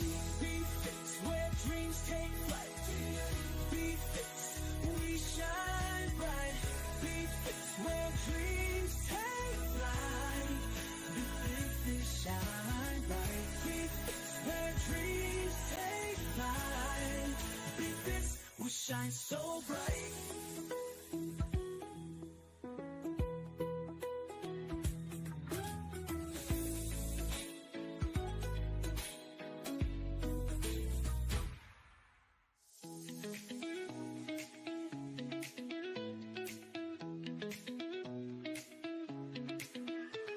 Your lessons inspire us to dream. Every day you show us the way. Your kindness shows us the way. You make our future bright every day. ขอบคุณที่ทำให้เราเข้าใจ ให้กำลังใจในทุกวัน ขอบคุณที่ช่วยเติมเต็มความฝัน คุณคือแรงบันดาลใจของเรา谢谢老师教我们成长，你的耐心让我们坚强。谢谢应对我们的关心，描述我们成长的力量。Salamat sa iyong malasakit sa bawat araw, ikaw ang aming lakas. Maraming salamat sa inyong malasakit, kayo ang aming inspirasyon. 就留个足一途，沙漠古迹中干嘛得？属于浪漫梦，跟着路途一阿玛的出路。ขอบคุณสำนักตายช่วยแม่มองปวดอันมนมาทุกคนเล็ดไม่ยุติจงเจงโรบงเจ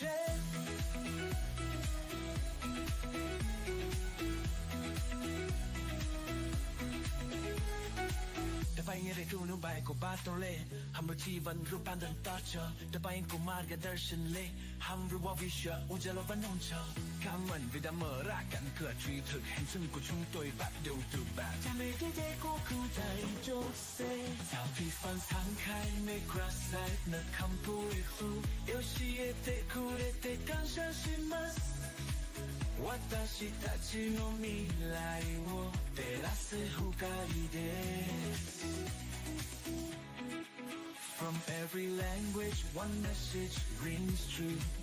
Our teachers inspire, they help us break through. Different words, but the same grateful heart. BFITS connects us right from the start. Back to the big discussion. Let's come back to the big group discussion here so we can wrap up and pull our ideas together. I heard a lot of great discussion during the last 25 minutes. So we want to share insights from each group. But first, let's go to our online teachers so that we can hear what they have to say about AI proofing, essay writing, worksheets, and Google Form quizzes. All right, so we'll be reading. Okay. All right, so I will be reading one answer for each one. So let's start with the essay writing. We have here an answer from Teacher William from SKR. For essays, you can have them verbally explain their answers, which can show comprehension about what they wrote. For number 2, science, math, English worksheets, I have here an answer from Matt Baker. It's hard to AI-proof math. As like I said, there is photo math that can give the students the solutions and answer. The best way is to have them write solutions by hand. So if they use AI, at least they are seeing the solution and hopefully they can check that it is correct. For Google Form quizzes, Teacher Jacqueline, I have wondered about Google Form cheating as some of my students passed them really well, knowing that their competency levels are not that great. To eliminate this, I have started using Quizalize and scramble question order so that they cannot move through the questions together.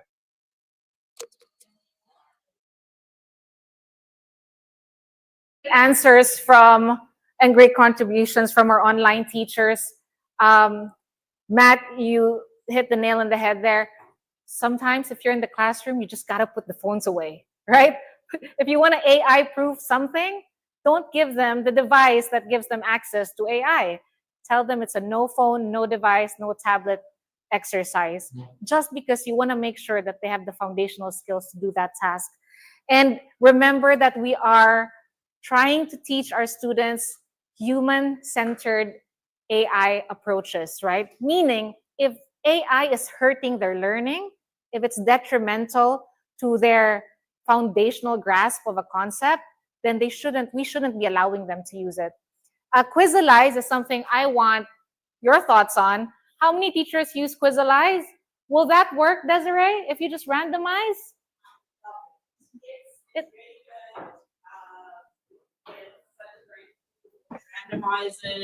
Randomizes answers.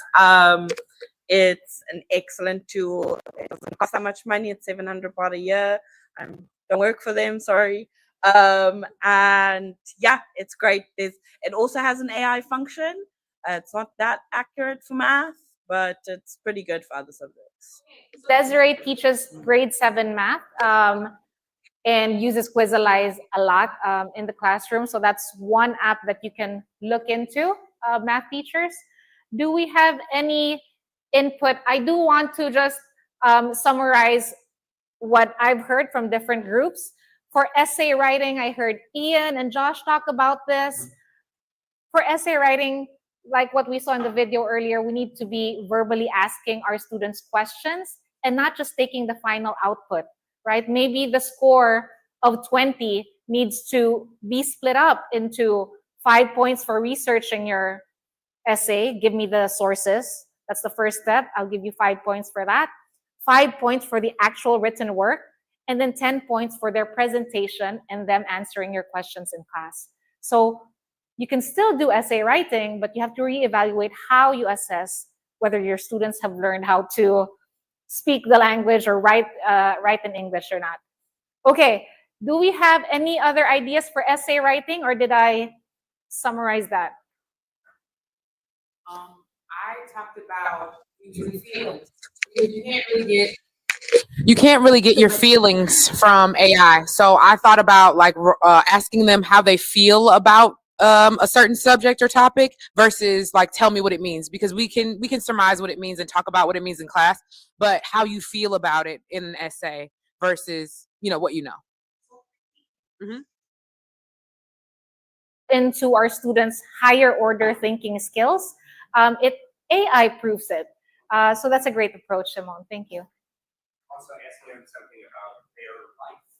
AI is not going to know about their life, specific examples from their life. Right.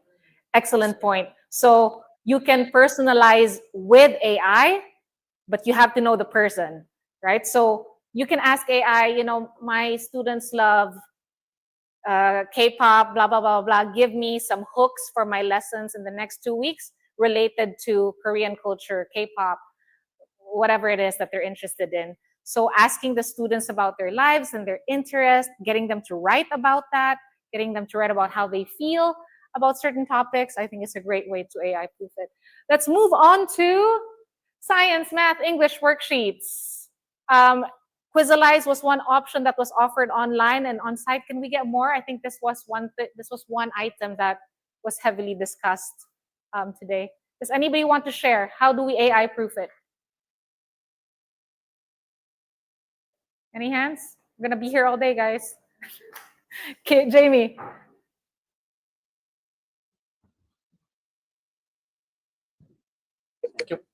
So there were basically 2 points we discussed in AI proofing these worksheets. One was to go around the room while they are doing the worksheet and ask them, can you explain this answer to me? Can you tell me more about this? Just while you're watching them so you know they're not pulling up the answer from an AI. The other way, of course, is just to print these things off on paper, make them do it without any assistance from their iPads, their phones, the slides, the textbook, to see how much they know unassisted on their own. Obviously, that's a little more time consuming and a little more effort. But if you want to see how much the kids know without help, it's really the only way, I think, to do it. Thanks, Jamie. All right, this one is very hard. I appreciate the effort that you all took to figure out how to AI-proof Google Forms. I'd love to hear from Kaylin, who led our What Prezi group in that discussion there. Please share. Google form, first thing you can do, put it on paper, and then you don't have to worry about AI, right? If everybody is on their phone in class taking the test or on their tablet, they are going to have add-ons and different things. So you can try to watch them. It's going to be very difficult to see what everybody is doing. You can also try more open response questions. So yes, depending on what it is, they might be able to use AI to translate it. But if you go through and you have a more open response type question, especially depending on the way you word it, it can be harder for them to create an AI response for that. But the easiest way is obviously just print it off. So, but it's Google Forms, so if the No, I feel like we're taking a step back. We use Google Forms to make our lives easier, right? To not have to mark by hand. Grace, I know you have a lot to say about this topic. Oh, yeah. Oh, it's So with Google Forms, one of the things you can do is if you are making something that is going to be graded, you don't have to make every question a point. You can have a multiple choice question and then have them explain it afterwards in the short answer. And the short answer is what's given the point. And with any of the short answers for Google Forms, it's basically you have to actually go through the short answers because it doesn't always, even if it's exactly matched to what you typed, it's going to be like, no, that's wrong. So you have to go back, and it's really easy if you go to where the questions is, you go by what question, you know which ones are your short answers, and it's really easy to just go through that. Yes, no, whatever's correct. Another way, if you are going to do multiple choice, don't do the circles, do drop down box. It's really hard to copy and paste that. So the other one also then you could do, if you've got some for your answers, what you can do is you might have a word in there that maybe is not the vocab word, but it means very close to the correct answer vocab word. If they put that question in there and they say, oh, what's the correct answer based off this vocab? And it might say, oh, this is correct and this is correct. Instead of putting the circles, put the boxes, and that lets you check multiple answers. And they will check both because they won't think to look up just the one, and it will mark it as wrong. What grids? How does AI do with grids? Has anybody tried that? With which grid? Oh, the grids. When you have rows and I've done that once. Columns. And the only thing I've noticed with the grids is students a lot of times don't even bother, just check everything. And I was like, and that is wrong. You know, they haven't tried if they did that, or they might try, and sometimes the grids is a 50-50 shot with AI. That one's a little harder to AI proof because that literally they'll just be like, this doesn't make sense. I'm just checking everything.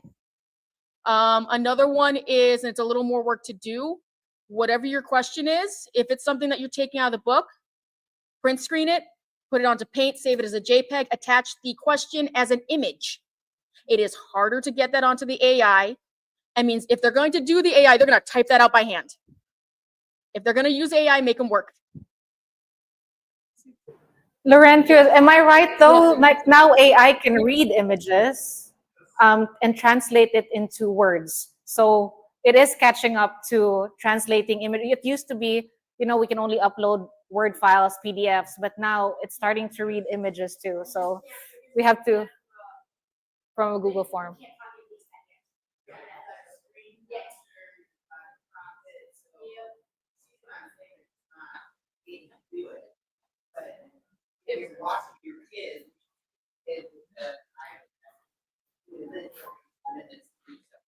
Did you want to add something? Cognition, you can even ask things that happens in the image. You can even what? Ask a question about you have in the image, for example, you see a car in a photo, and you can ask what type of car is this. Yeah, so you can ask even to change background. Like there is no limit. What I'm hearing is we need to incorporate higher order thinking skills into our assessment. So Google form, great, but also add a role play in there to be half of their end of topic assessment. Add a debate, add a dialogue to complement your Google form, so that it can be more AI proof.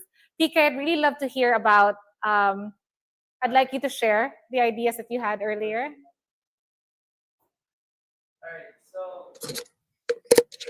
Pretty much we covered on figuring out how to like do the grading with the rubrics by including AI. So we can have situations where we have students not use AI and there's a specific grading rubric for that. And we have situations where students have assisted AI and they can kind of use it to get to the right answer and show the steps on it. But since they've used it, they don't score the full points. And we have one where it's like fully assisted, where even if they use it and they show all the steps and even the right answer, they still get full points.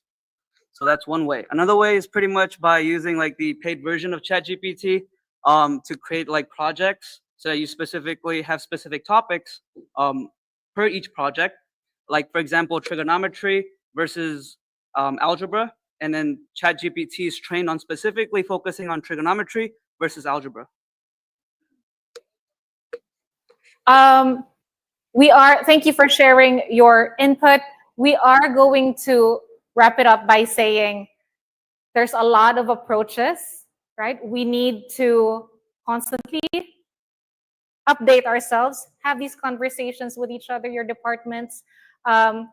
One idea that I love that I'd like to share also, Desiree, from your classes is that after they do the worksheets, they do practice, they also have to submit a video of them explaining one of those items.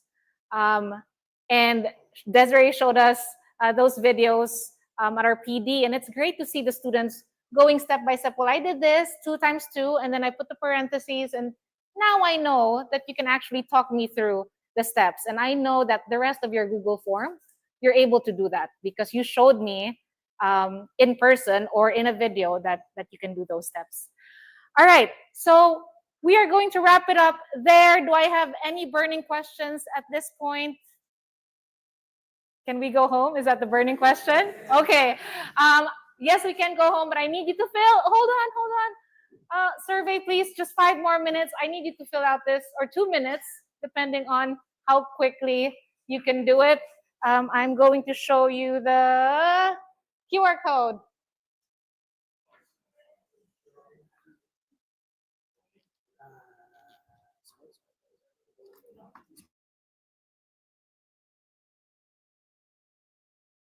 Going to read out some questions for us from our online teachers. All right, so here is our first question from Teachers Online. This is from Teacher Kuhn William. Many countries banned cell phones in schools. If this is not the case in Thailand, could it be because they are allowed to use AI? And is it our responsibility as teacher to care about cell phones when the school or the country allows it? There is no direct guidance from the Thai government in regards to the use of mobile phones, iPads, tablets, and AI in the classroom. But we are responsible, just like what we talked about today, we are responsible in making sure that our students know how to use these tools responsibly. So if that's just your classroom, that's the only thing you can control, focus on that. Focus on the 60 students that you teach in those 2 classrooms and make sure that they can add 2-digit numbers, that they can build an atom model, that they can build a periodic table. We can't control the larger environment. We can't control the Thai government. But you teachers can control what happens in your classroom. And I think it's our responsibility to teach our students to be responsible users and to be future-ready learners. Question number 2, this is from Teacher Lindsay. What percentage does BFITS prefer for us to give printed out worksheets, matching games, fill in the blanks, versus using the laptop or phone, just to avoid AR, or if we have younger students who learn hands-on? Younger students will, especially at SJC, as far as I know, our primary students don't have access to phones, so you don't have to worry about that. They don't use it in the classrooms. Each school might have a preference, but we haven't We haven't had any specific percentage prescribed to us by the schools. The best person to speak to is your program manager, your head teacher, who know that school better, as each school will be different. Some schools are very pro technology, some schools are more traditional. So please speak with your program manager and your head teacher to give you further guidance on that. Are we done with this Google form? Let's. Okay, you promise? And you promise you're gonna do your AI guidance policies, right? If I don't hear you say yes, I'm not letting you go. All right, okay. Thank you guys for a wonderful day. You've all been great, and have a great year. Oh my God. Oh, okay, sorry. They want a group photo. Forgive me. It'll take 2 minutes. Can we just do it right here? Very quickly.